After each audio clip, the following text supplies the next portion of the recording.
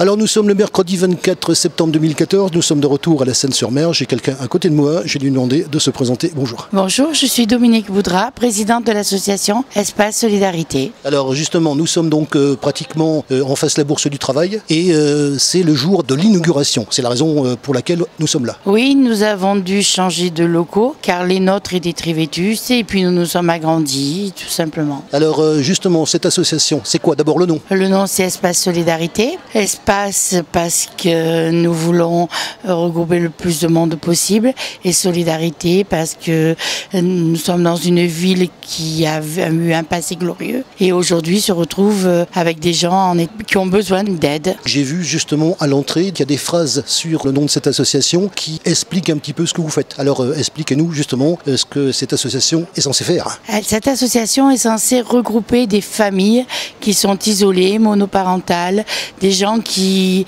après avoir eu des déboires ou des accidents de vie, se retrouvent dans des petits appartements et ne peuvent pas se réunir et ont des petits moyens. Donc nous les aidons par des colis solidaires parce que faire des activités de nos jours quand on a le ventre vide, c'est difficile. Après, nous essayons, une fois que nous avons fait les colis solidaires, de faire autre chose, de les amener à résoudre leurs problèmes.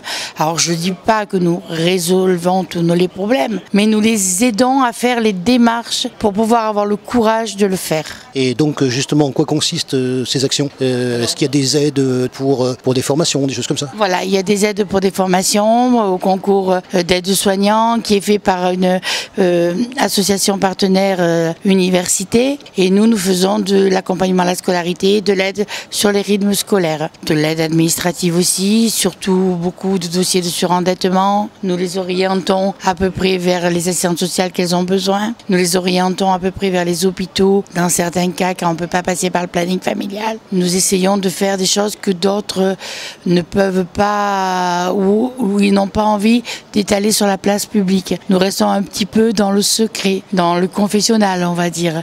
Nous restons des amis à l'écoute d'autres amis. Et justement, dans votre action, est-ce que vous avez des partenaires? Nous avons beaucoup de partenaires. Nous avons la chance d'avoir beaucoup de partenaires. Et je voudrais les remercier. Nous avons déjà la Banque alimentaire, la mairie, le Conseil général, la RMTT, les entreprises Netto, Intermarché. Nous avons, je dois en oublier plein. Nous avons beaucoup de donateurs bienfaiteurs qui nous aident aussi au niveau des dons. Nous avons beaucoup de bénévoles aussi qui nous aident. Nous avons quand même, entre le dernier recensement, 28 bénévoles, ce qui est quand même énorme au niveau de l'aide. Et nous aidons à peu près 763 familles. Et nous faisons des cours d'informatique pour les papis, des cours de sport pour les papis et mamies aussi. Nous faisons tout ce qui est de l'atelier couture, style ameublement, rideaux, enfin des petites choses pour décorer leur maison. Toujours dans le précaire, vous voyez, rester pour que des gens qui sont dans le précaire aient un rayon de soleil. Alors justement, inauguration de ces nouveaux locaux, hein, on y est. Les anciens, ils étaient où? Et en plus, question subsidiaire, ça fait combien de temps que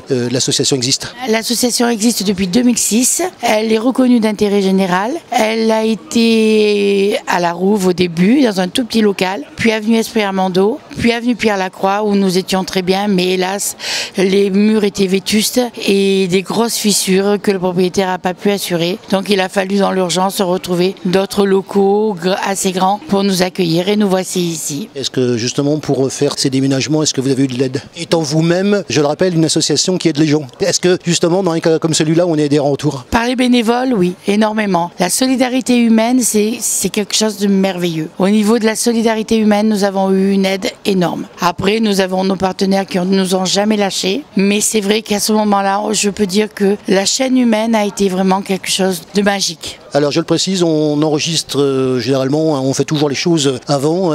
Il y aura, je le suppose, des discours d'inauguration. Je pense qu'il y a des personnalités qui vont venir aussi. Ça va se passer donc tout à l'heure, dans quelques instants, puisque nous on fait ça toujours avant. Oui, tout à fait. Écoutez, c'est ouvert à tout le monde, c'est laïque, c'est apolitique. C'est une association pour tout le monde, pour celui qui a besoin de moi. Venez nombreux. Pardonnez-moi d'avoir troublé le bon déroulement de l'après-midi. Et en effet, je savais bien que c'était à 18h ou 18h30 que ce moment-là devait se tenir. Mais comme il y a d'autres choses, notamment ce soir, la remise des prix du bon voisinage, de bien voisiner, ça s'appelle, voilà, et qui était prévu avant. Il faut bien que je ne peux pas me couper en deux, mais je tenais quand même à passer au moins un petit moment, là, en début d'après-midi, avec vous. Ce que je vais vous dire, ça va vous asseoir.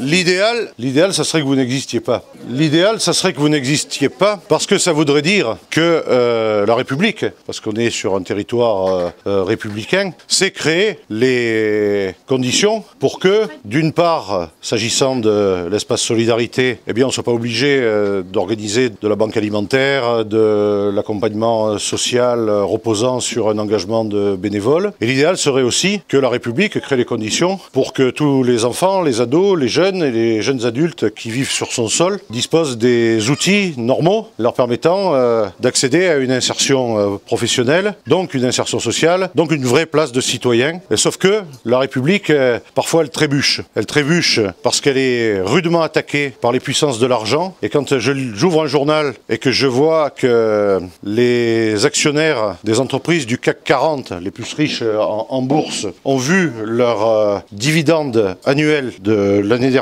augmenter de 30%. Et quand je vois que moi, je suis contraint aujourd'hui d'envisager le même pourcentage de diminution pour les propres services de la commune, services publics de la commune, et notamment l'accompagnement du monde associatif, et Dieu sait si à la Seine, la dynamique associative dans tous les domaines, sportifs, culturels, socio-éducatifs, social, solidaire, environnement, femmes, vieux, enfants, et tout le reste, Dieu sait si elle est importante, cette dynamique. Je me dis qu'il y a quand même un truc qui marche pas rond sur le territoire de cette République-là. Et donc il y a deux solutions face à ça. Ou bien on le constate et on se dit, ben voilà, c'est ainsi, advienne que pourra. Ou bien il existe des citoyens dans leur diversité de lieux d'habitation, diversité sociale, économique, culturelle, d'origine, de religion, de tout, enfin ce qui fait la République. Et ces concitoyens-là savent se retrouver pour se mettre en projet pour eux-mêmes aussi, pour qu'il ne soit pas dit qu'on est dans une situation subie sur laquelle on ne peut pas agir, mais se mettre en projet pour d'autres. Et c'est le cas des deux structures associatives qui coopèrent et qui partagent les espaces aujourd'hui. Et là, je pense qu'on a un joli pied de nez que l'on fait par cette démarche-là à ceux qui, très loin, sans travailler, juste en faisant fructifier l'argent dont ils disposent, continuent à ramasser 30% de plus de dividendes d'une année sur l'autre. Et ça, c'est pas nouveau et ça ne fait que s'amplifier. Alors que d'autres sont de plus en plus nombreux à taper à la porte pour pouvoir avoir de quoi se nourrir. Moi, ce que j'ai envie de dire simplement, c'est tous mes encouragements à ceux qui sont un peu les clés de voûte de cet édifice-là, ceux qui sont, que Dominique a appelés les uns après les autres, ceux que ce soir vous présenterez